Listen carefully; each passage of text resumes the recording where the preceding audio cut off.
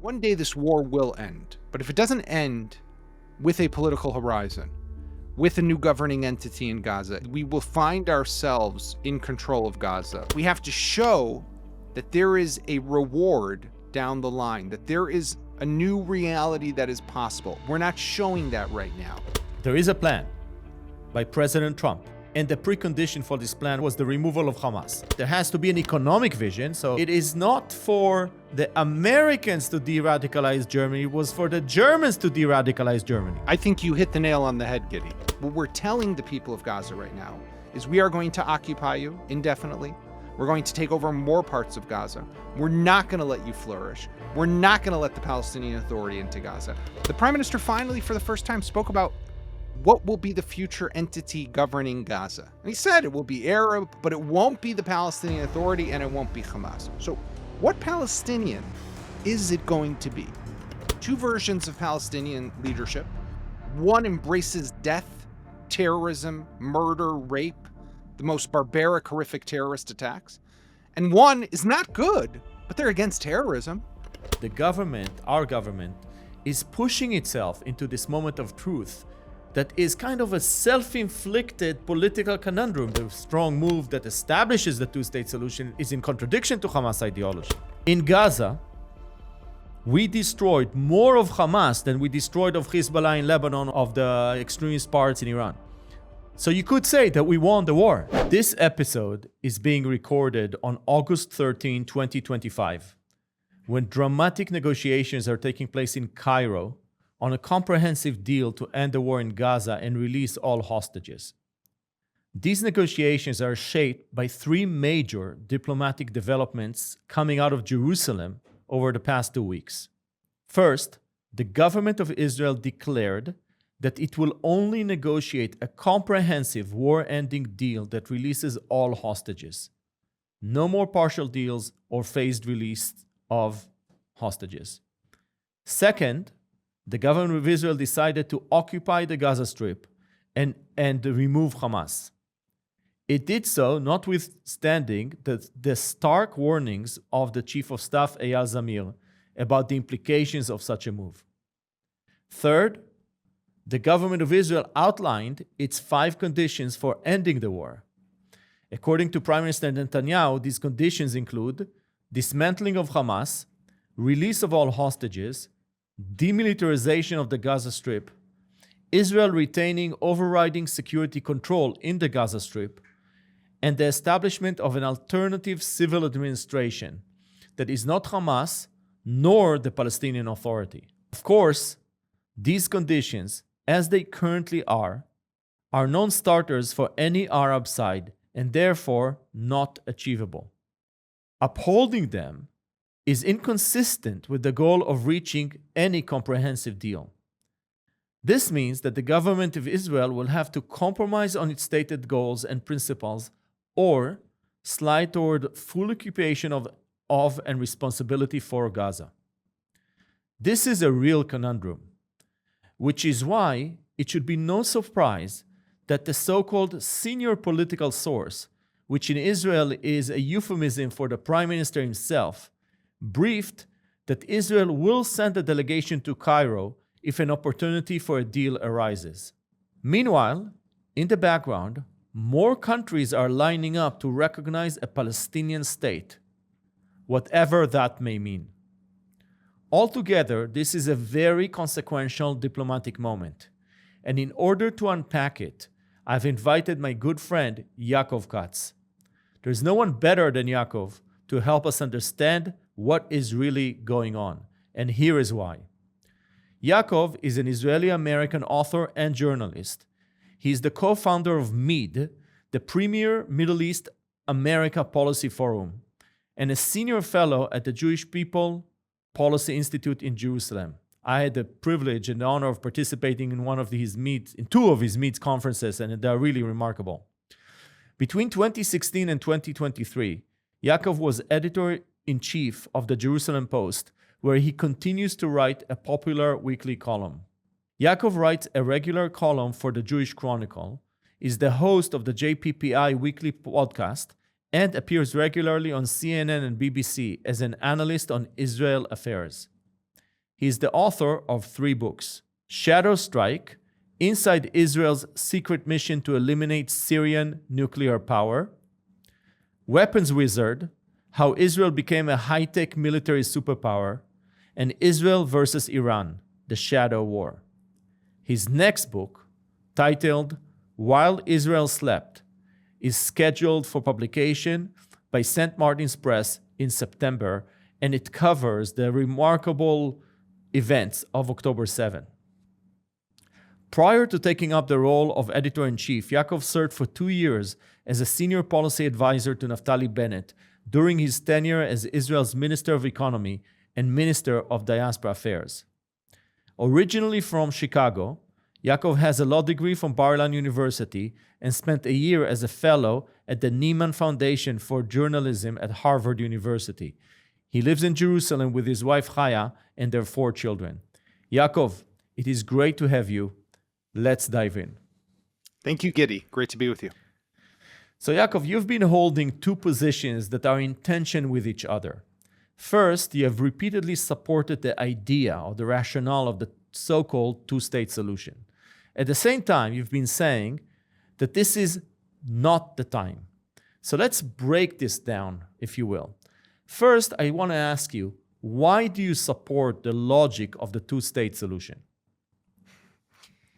Well, I think that when I look at the conflict that we've had with the Palestinians, and let me just say, Giddy, it's great to be with you on your new podcast, and I'm sure people will enjoy and learn a lot, and people should be listening to learn a lot from you and your experience. But when it comes to the 2-state solution, for years, this has been, in my view, and by the way, it's not just my view. I mean, you know this better than most people, probably a lot of vast majority of people. It's been the position of the state of Israel. It's been the official position of this prime minister, Benjamin Netanyahu, right? Who in his famous Bar-Ilan speech in 2009 supported and came out in publicly expressed his support for a demilitarized state, but for a state and an independent state of the Palestinian people. I think that there is for the future of Israel, we have to consider 2 major issues. Number 1 is demography. And when we think about demography, we have in Israel today about 10 million people. 2 million of them are Israeli Arabs. So that means we have about 8 million Jews in this country. The Palestinians, if we were to take all of Gaza, all of the West Bank, plus the 2 million Israeli Arabs, we're looking at numbers that start to inch up very close on the number of Jews that we have here in this country. And I think long-term, strategically, the state of Israel was established to be the homeland for the Jewish people. I would like it to stay that way. So I want to keep and ensure that the Jewish majority and the Jewish character of the state is retained. Secondly, I can't ignore the fact that there are issues that pertain to the soul of the Jewish people in this land. I think that a long-standing conflict,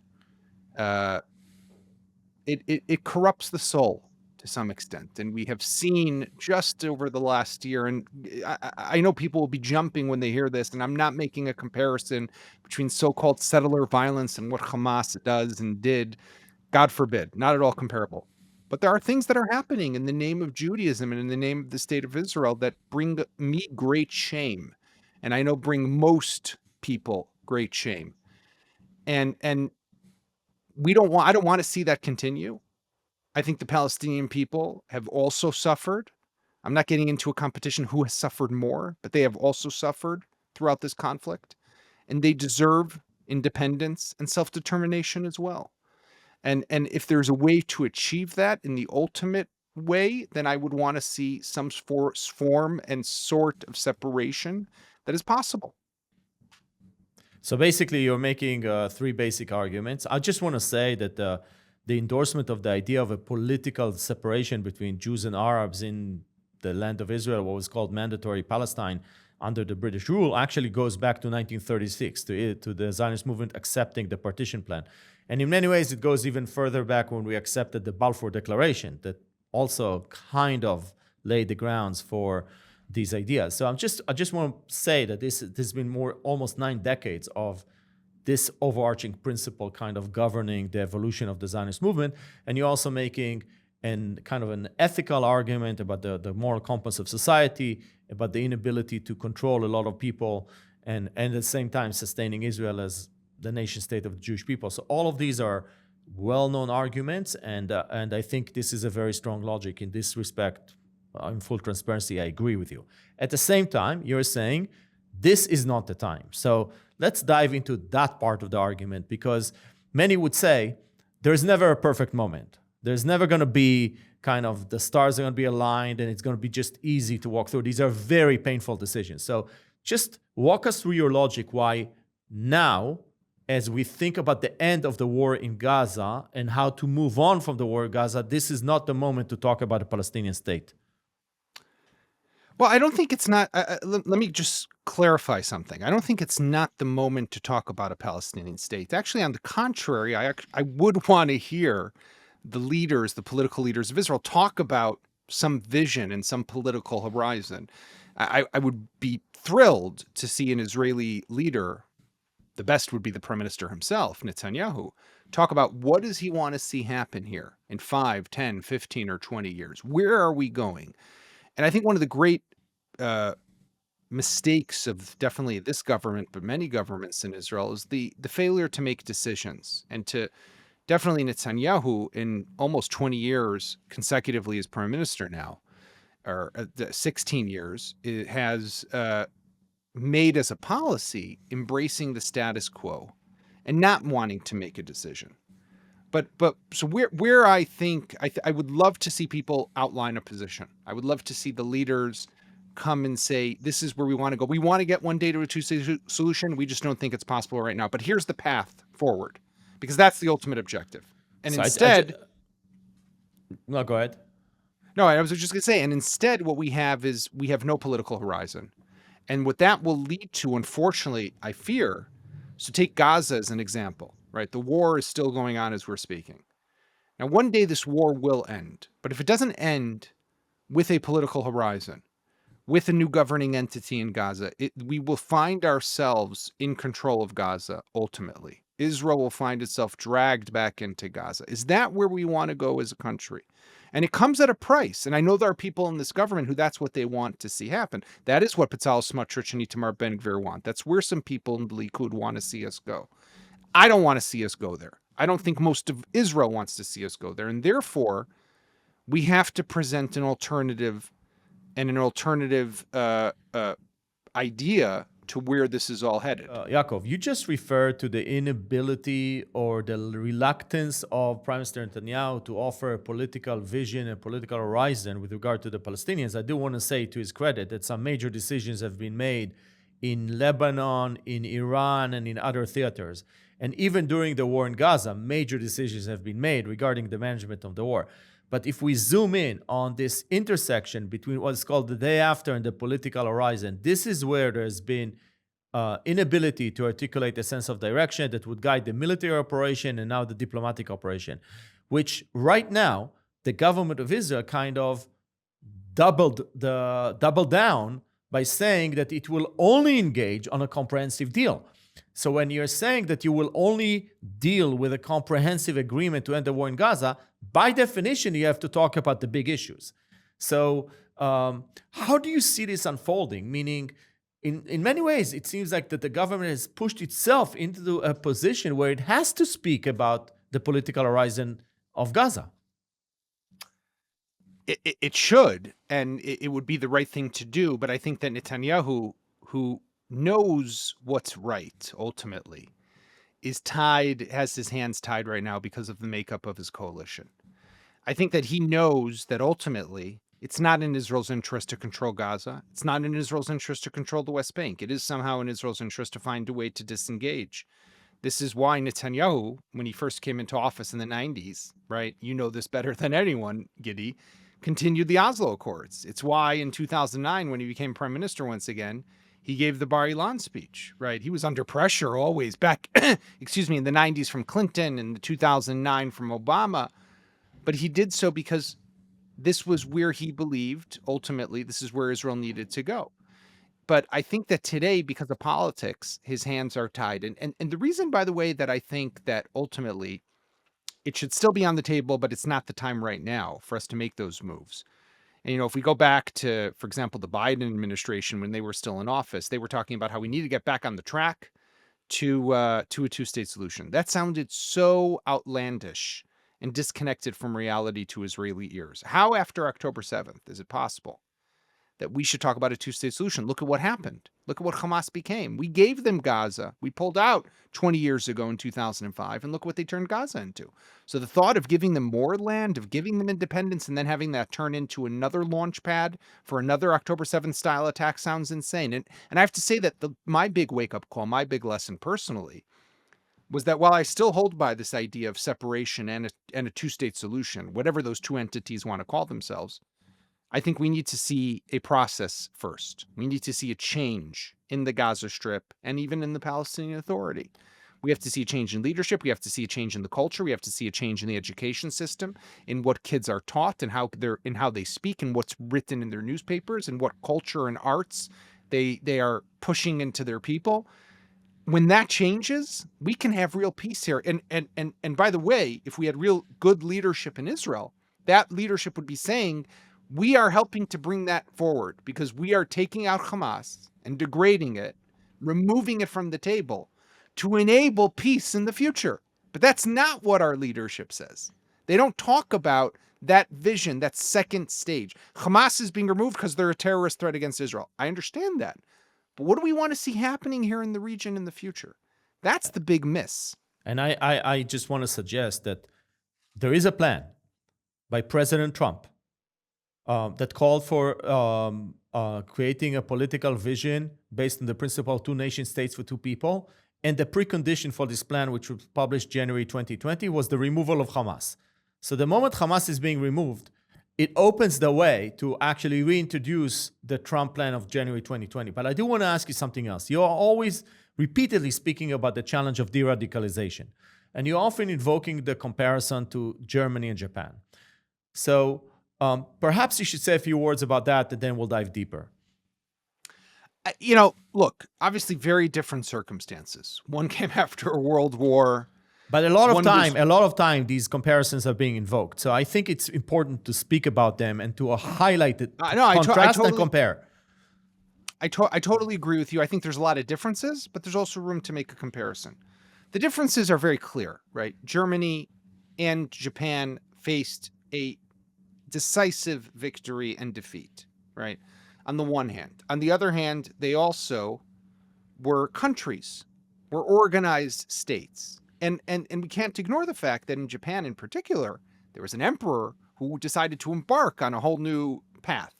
In Germany, we saw the continued occupation by the Allied forces of that country, right? So it's not all comparable. However, I think what we can take away from there is that with decisive victory, if achieved and if obtained, there is a possibility to bring that country or that people to decide it's no longer in their interest to continue down this path.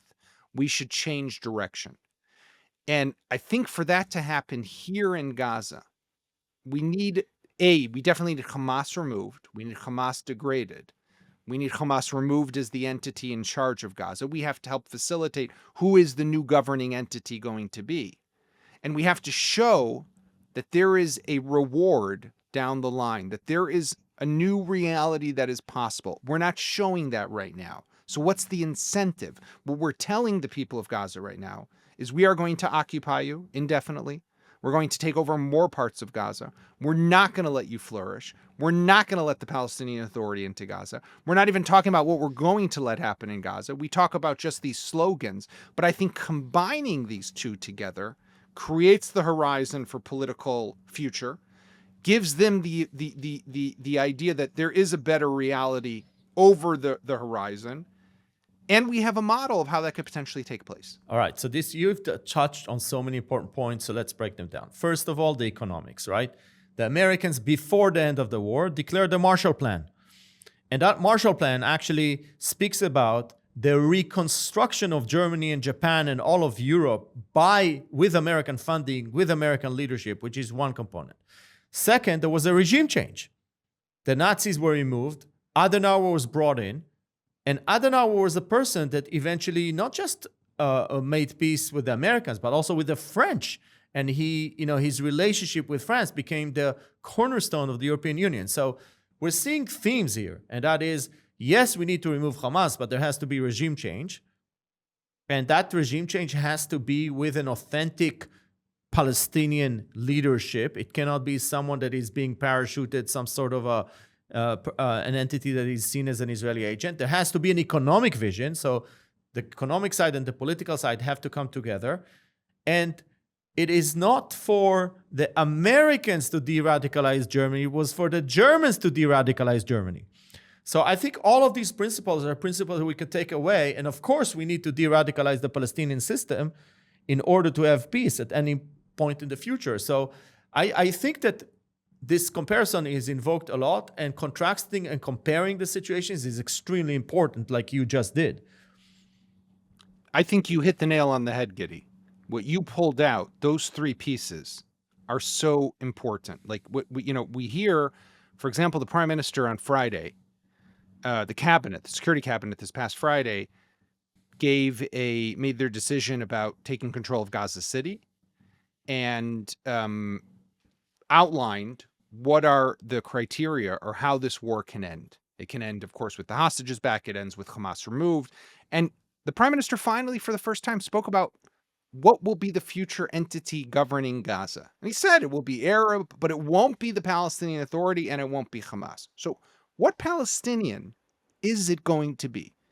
You think the people of Gaza want the Emiratis controlling their lives? They want the Egyptians controlling their lives? They want some Omani guy coming in? It has to be a Palestinian. So who is that Palestinian? We're going to take a Palestinian, put him on an Israeli tank, and drive him into Gaza and install him in the Muqata, in the Palestinian headquarters in Gaza City. That's really going to go really well, right? I mean, remember what happened in Afghanistan and Iraq after the U.S. tried to do that? That never works out well. Never. So just before you continue, because again, your answers touch on so many issues, let's break them down. First of all, I want to speak about the regional component, about this vision that the UAE comes in and backed by Arab resources and Arab armies. And you've led MEAD, which is really an incredible conference. Again, shout out to all that work.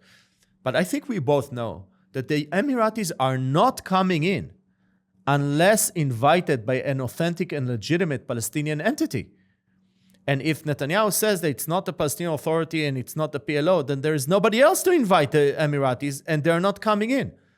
And second, the Emiratis want to know that there will be security arrangements that will prevent a horrible scenario in which Israeli soldiers shoot at Emirati soldiers, right? So Israel cannot be in security control of Gaza while introducing an Arab-led security force. So all of these positions are like in dramatic contrast. So within that, do you even see the probability of an Arab force coming in when this condition of no Hamas and no Palestinian Authority is in place? I don't see it happening, and I can tell you what I hear from the Arabs themselves. I hear from the Emiratis, I've heard it from Jordanians, I've heard it from Egyptians, I've heard it from the Saudis. They're not coming if this is going to be seen as something that is just a puppet of Israel, if it's seen as something that doesn't have real legs to stand on and the real viability to be able to govern Gaza. And for that to happen, it has to be authentic. For it to be authentic, it has to have a Palestinian DNA and characteristics to it. It can't be UAE, Saudi, Egyptian government. It has to be Palestinian. And I mean, see, this is also, the Palestinian Authority is very flawed. We all know that, right? It needs to be dramatically reformed or revitalized, whatever language. It's the one issue that everybody agrees upon. Everyone agrees on that, right? And that needs to happen. But Israel's not even engaging in that conversation, right? I mean, imagine what could have happened over the last 2 years, potentially. Israel could have potentially doubled down and said, listen, I see Hamas in Gaza. I see the Palestinian Authority in the West Bank. Ultimately, two versions of Palestinian leadership. One embraces death, terrorism, murder, rape, the most barbaric, horrific terrorist attacks. And one is not good, but they're against terrorism. And against Iran. And against Iran. And against Iran. Consistently against Iran. Right.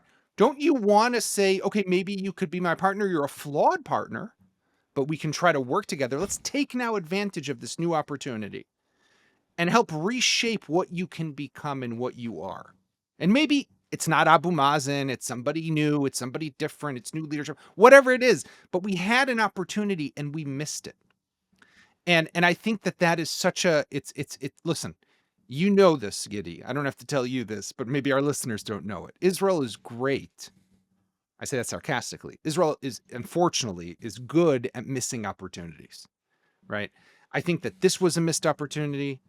I think that what's happening now with Syria has the potential to be a missed opportunity. What's happening with Lebanon has the potential to be a missed opportunity. We obviously need to be vigilant, but we also have to constantly look for where do we have the opportunity to take the advantage of our military gains and accomplishments. And you mentioned some of them: Iran, Lebanon, Hezbollah, the toppling of Assad, which was the catalyst for it is obviously Israel's war here. What's happening in Gaza is no less different than that. And these are opportunities. Netanyahu knew how to take advantage of the opportunity with Iran and to launch that attack that was successful and then bring Donald Trump into it. That was an amazing description of taking advantage of an opportunity. Let's do the same here in Gaza right now. I believe that when you look at the whole theater of Lebanon, Syria, and Iran, what happened there is that this was, to the extent that you can describe it, professionally run conflicts. There was the prime minister as a chief executive, you had the military leadership making recommendations, and without significant political interventions, party politics, decisions were made and successes were very significant. In Gaza, we don't see it. In Gaza, the partisan politics intervenes with the national security considerations, so we're basically muddling through. And in many ways, we are at risk of even losing the war. I know it's kind of radical, but if the prime minister sets the benchmark of a total victory, and at the end of the conflict, there is a Hamas guy that comes up with a green bandana on his head and waves an AK-47, they could claim victory, and the world, that image could actually mean victory. So we have to be very, very careful about losing a lot of our military achievements to this political scenario. So, but I want to say, actually move on and ask you the following. Today, it's August 13. A month from now is the UN General Assembly. A few countries have already pledged to recognize the Palestinian Authority as a state. You said that you don't support this view. First of all, as a stepping stone for the next phase of our conversation, just explain why you don't support it. Well, I don't support it right now because I think that what these countries like Britain, France, Australia, and others, Canada, are doing is they're emboldening Hamas. They're showing Hamas, and it's no secret, there were talks, there were negotiations that were being held. Steve Witkoff had led a delegation a few weeks ago to Doha. Israel had sent a delegation to Doha. And Hamas started to see what was happening in France, started to see what was happening around the world, this momentum towards getting a recognition of a Palestinian state. And they toughened their stance and position. And both negotiation teams were pulled back. First, Witkoff pulled back the American one, then Israel pulled back its one. Now there's a new attempt. The Egyptians are involved, maybe the Turkish are involved, but the talks aren't really going anywhere. We even heard the president just a few days ago say that he doesn't see a deal happening anytime soon. I mean, Hamas doesn't have an interest. Why would it want to give up the hostages? What interest does it have right now? So Israel's trying to put the pressure where it can, but it sees that the world is cracking down not on Hamas, it's cracking down on Israel. So keep going, Hamas. You might be winning this war eventually. Israel more isolated, Israel more condemned. So I think the world is making a mistake on a very moral level and also practical level. But I also think is that it's premature, right? The Palestinian Authority has not gone through the reforms that are required. It wouldn't be a state that's viable anyhow. What state are we even talking about? It's not a state. So the recognition will just cause damage to Israel, will just further isolate Israel. So if that's what they're after, good, that's what they're going to get. But it's not going to give the Palestinian, bring them any closer to a state. And we're going to miss again that opportunity. We're going to say, oh, we can just create fiction and fake structures of what statehood looks like without doing the real work. And that's the missed opportunity. So I think that the world could be saying, listen, we want to give you Palestinians a state. Let's all work together to create the foundations that are needed. It can't just be top down. It's got to be the bottom up. And that's the practical way to move forward. So basically, I think we could spend a whole hour actually analyzing why Hamas feels it's the upper hand. I think a major element here was the huge failure of the Gaza Humanitarian Fund and the way it was managed. So I think that's even bigger than a lot of the other things that are going. And second thing is, we have to actually say Hamas is against the two-state solution. So, yes. So in some ways, you could say that the strong move that establishes the two-state solution is in contradiction to Hamas ideology. But I do want to. But the condemnations of Israel and the isolation diplomatically of Israel, that's in Hamas's interest. Yes, but that is maybe related more to the catastrophic humanitarian aid as opposed to weeding out Hamas. There are a few things, Yaakov, and you're talking to a lot of people in the Middle East. There are a few things that everybody agrees upon, and one of them is Hamas has to go. I don't know of a single entity that is involved in the political process that doesn't acknowledge that Hamas cannot continue to lead the Palestinian entity. This is the first thing. Second thing, everybody understands that there cannot be reconstruction of Gaza as long as Hamas is there. So there's actually a huge coalition against Hamas now, and in favor of removing Hamas. And that's why I think that just saying that recognizing the Palestinian state is kind of a support for Hamas, there is more to it than just that element. But I do want to say, let's assume that the train left the station, okay, that they are going to be recognizing. What would you advise them in terms of how they recognize so that it also serves key interests, not just of Israel, but of a peaceful resolution, of moving toward a peaceful coexistence between Israel and Palestinians? Is this also an opportunity and not just a threat? That's what I'm asking. I mean, at the bare minimum, and again, I don't agree with this move, but at the bare minimum, it should not be a just blanket recognition of a Palestinian state. It has to come with steps, moves, reforms, changes, revolutions that need to be done by the Palestinian Authority. I mean, if just one small example, if I were to hear Macron say, I'm willing to recognize the Palestinian Authority, I think he's misguided, by the way, completely, Macron. But if I were to hear him say, I want to recognize the Palestinian state if, and I'll give them recognition, if they stop the pay-for-slay scheme, right? They stop paying salaries to terrorists in Israeli prisons. I would say, okay, at least I see something that he's understanding there is change before. There's change required. That's not what he's saying. And that's not what the other countries are saying. I think that's a way to potentially affect change. Will the Palestinians embrace that? Maybe they would. Maybe there would be a change. I doubt it, but it's possible. So Macron's missing, he's got one bullet to shoot here, and he's not doing it right. So basically, but you're not ruling out the possibility that if made in a certain way, such a recognition could actually tame Palestinian expectations. For example, let's say the French come out and say, hey, there's going to be a Palestinian state, but you have to understand that if there is a Palestinian state, there's no more Palestinian refugees. They can go to the Palestinian state or stay outside, but there is no more Palestinian refugees. And UNRWA has to go because the Palestinian state will need to take over responsibility for its civilians. I think these could be positive indications of the general direction we need to move into. And of course, I'll tell you something else, Giddy, and you make a very good point with what you're referring to, the refugees in UNRWA, is that it will be also harder to some extent to delegitimize what Europeans are doing here in Israel, because right now it's very easy, right? The Israeli people are traumatized by October 7th. We're still shaken in our core, and we're still traumatized by the last almost 2 years of war. The losses, the casualties, the fatigue of the soldiers and the reservists and the economy and the country everywhere. But if we were to see, so when we see the Europeans make these announcements, it's very easy to write them off, as we see that our government does, and many Israelis do, is they're anti-Semites, they're against us no matter what. But if they do something like what you just mentioned, that would be something that it would make some Israelis say, hold on a second, this isn't just black or white. It's not a zero-sum game. There's gray.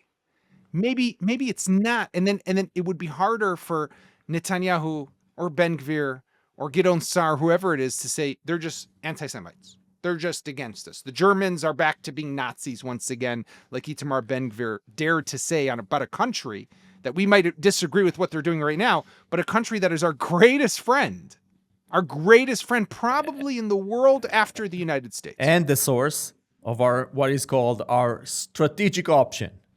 Yeah.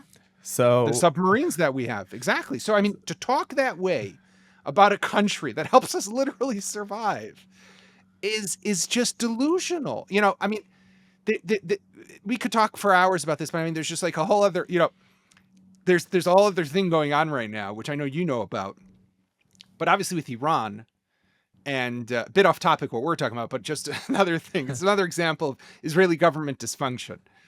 The Iran now, in the aftermath of the attack, it's to stop them from rebuilding, we got to get Iran into a new nuclear deal. Everybody knows that, right? So to one of the levers to get the Iranians back into a nuclear deal is the sanctions, snapback sanctions. Now there's a window to snap back those sanctions. It comes up in October, right? Now, who can snap back the sanctions? Well, it's the British, it's the French, and it's the Germans. It's the only countries that are part of the JCPOA, and they're in Europe right now. Now, it's not America because they pulled out of the JCPOA. Now, who is Israel fighting with right now in Europe? It's the British, it's the French, and it's the Germans. Now, we need them to threaten Iran with snapback sanctions. What are we not thinking about that? Like, where is the responsible government here? Just another example of how this government's not really considering the bigger strategic implications of what it's doing. So basically, first of all, I agree, and we could speak about other elements as well.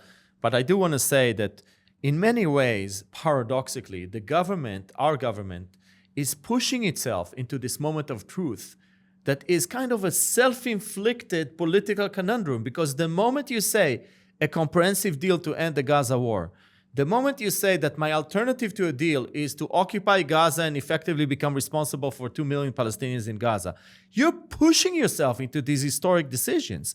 And in these historic decisions, because you're speaking about the comprehensiveness of the deal, you're going to have to deal with the long-term vision of what the Palestinian people will be. So therefore, you're sort of funneling yourself into being tackled by the whole issue of a Palestinian state. So now come the Europeans from the side, and they're saying, hey, we're going to recognize the Palestinian state. So it may make sense to say to the Europeans, you know what, publicly we're against you, we reject this, but privately, if you say A, B, C, D, we can live with it. And that may open the door for a political horizon, what the Saudis call an irreversible path to state, which then allows the Arab force to come in, which then allows pushing Hamas out, which then allows, all these things to happen in multiple theaters. So I'm just sorry. Yeah. And it allows for potential Saudi normalization. Exactly. Which was an option even a year ago into this war, a year into the war, and now has fallen very, very far away. And I think that one of the main reasons, of course, the Saudis aren't happy with the continuation of the war. They're not happy with the casualty toll in Gaza, the destruction in Gaza. They're not happy with a lot of that. But they want to see Hamas removed. They're happy with what happened in Iran, led by Israel. But they need to see that political horizon. And for that political horizon to be there, that can enable the Israeli-Saudi normalization, which would change literally the future of this region. And we're missing that opportunity as well. And by the way, I agree with Netanyahu that we need to win the war to get the Saudi normalization. We do, but we need to win the war, offer a political option and roadmap, and get the Saudi normalization. But it's not just two, it's three. I would argue, Yaakov, and with that will be my last question, with that we'll close, that we already won the war. In Lebanon, we didn't kill the last Hezbollah person, but we won the war. Yep. In Iran, we didn't kill the last nuclear scientist or the last, a Revolutionary Guard person, and we won the war. At least we declared victory. In Gaza, we destroyed more of Hamas than we destroyed of Hezbollah in Lebanon of the extremist elements in Iran. So you could say that we won the war, that we could be ready to move on and shape a new political future for ourselves and for the region? Question mark. From a military perspective, you're 100% right. Hamas is a shadow of what it once was. There's no military decisive. You're never going to catch every AK-47 and kill every last Hamas fighter. What you do in a war is you remove their will to continue to fight, and you degrade their capabilities. So you do both things. Both have been achieved. The issue of the hostages, though, is what makes this all the more complicated. And therefore, Israel needs some sort of formula that sees the hostages return, and at the same time, Hamas not being able to return itself to power. So we need to come up with that deal. Israel could, if that deal is possible, and we don't really know because we're fed by so much misinformation of what's really happening in those talks. But if it's true that there was an option at some point, just a few months ago even, for Israel to declare an end to the war, to get back the hostages, and to end it without Hamas in power, and we missed that opportunity, then that is something that I think will be a stain on this country for a very long time, or on this government for sure. Now, if that possibility did not exist, which I don't know, although I'm told it did, then we should continue to fight for it. But this idea that we can hold both ends of this stick, get the hostages, keep fighting, it's practically not going to happen. I think we all know that by now. And you know what? The proof is, and you mentioned Eyal Zamir before, Giddy, sorry. You mentioned him, the chief of staff. He knows that the war is over. That's why he wants the political resolution, because he knows we're fighting for really not much anymore. Yaakov, thank you very, very much. Really appreciate your time. It's almost midnight, I think, in Israel now. So I really appreciate your patience and your being with us. And hopefully we'll have you back soon. So thank you and good night. Great to be with you, Giddy. Thank you so much.